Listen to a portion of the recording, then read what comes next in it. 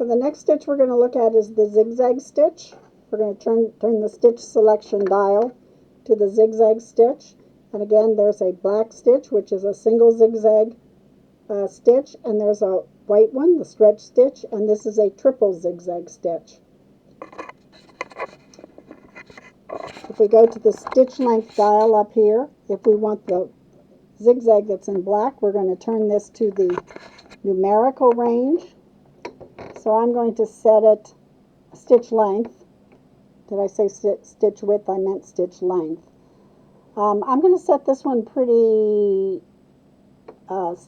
close, so I'm going to set it at 1.5. You could set it anywhere in this dial that you want, so you can experiment with where to set it. I'm going to set it about 1.5. And for the stitch width, again, you can set this wherever you want it, anywhere between 0 and 6. If you set it on 0, you're going to get virtually a straight stitch. If you set it up here on 6, the width of the stitch is going to be 6 millimeters, which is pretty wide. I'm going to set it on 4, but again, you can set it wherever you want. And usually the tension can stay at 4. Sometimes you might want to adjust the tension down to 3 for this zigzag stitch. I'm going to leave it on 4 for now. Ready to sew? I'm going to pull my threads under the foot into the back of the machine, put my fabric under the foot, put the foot down, and start to sew.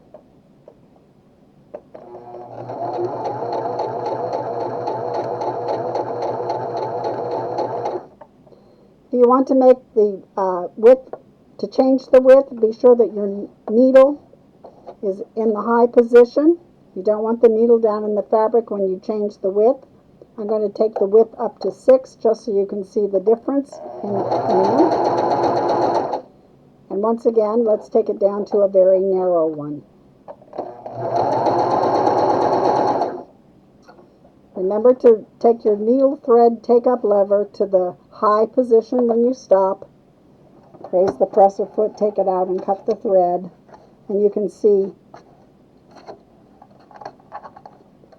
the difference in the widths.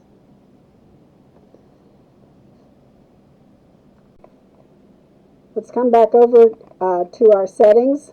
We're going to leave the stitch selector where it is, but we're going to turn the stitch length dial to S1 so that we get the triple stitch here, this white stitch. Threads to the back. I'm going to set my stitch width on 5. You can set it wherever you want.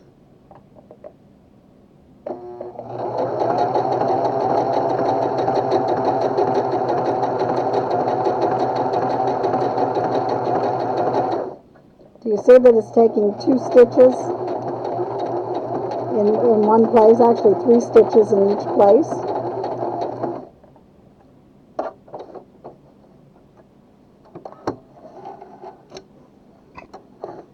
And this is a bold looking stitch, just like that.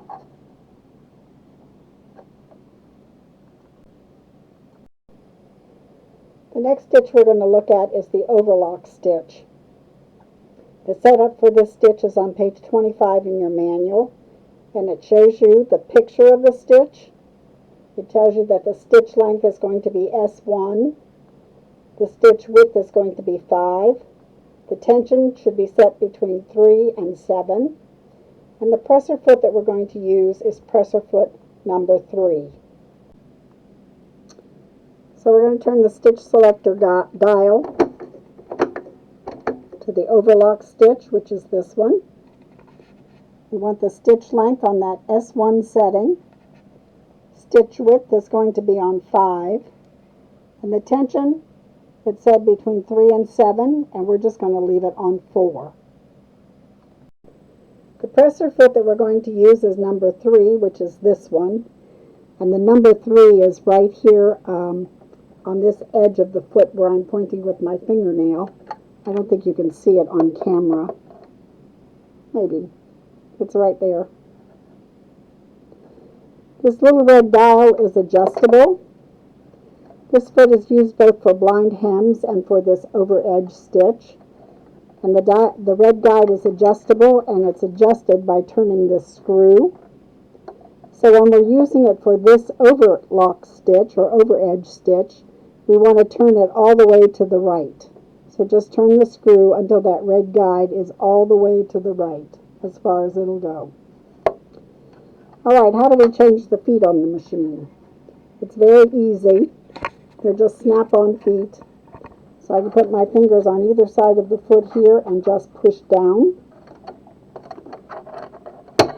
And it snaps right off.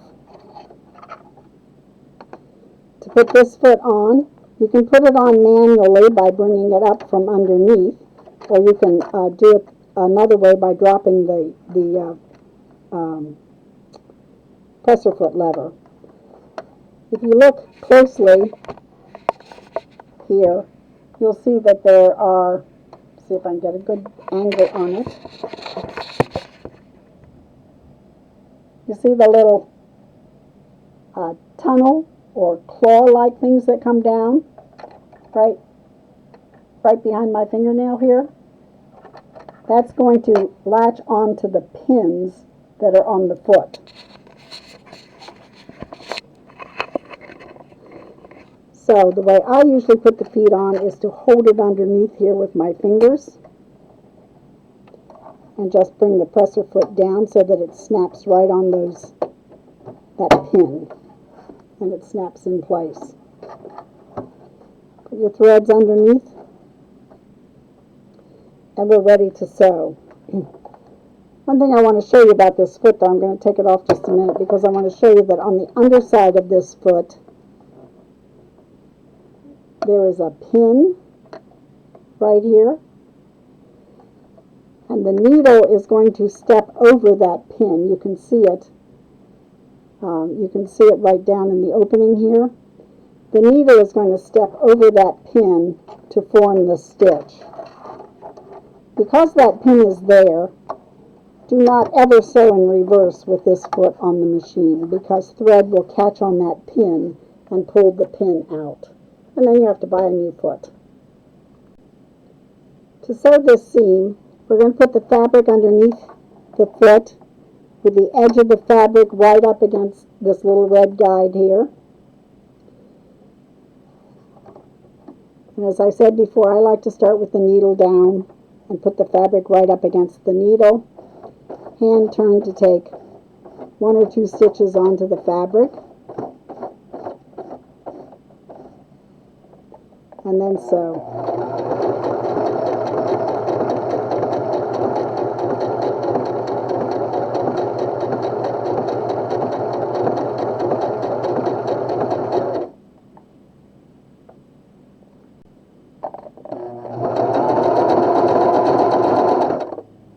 Stop with the needle in the needle thread take up lever in the high position, raise the presser foot, pull the fabric straight out behind to make sure the thread does not get caught on that pin, and cut the thread. And this is what your seam is going to look like, your stitching. It's an excellent stitch for wovens to overcast the seams to keep them from raveling. It's a great stitch for sewing knit fabrics because it finishes the seam, and it also has a little bit of stretch in it, so it will stretch with the fabric. And when you open it up, this is what it's going to look on the right side of the fabric. So that is the overlock stitch.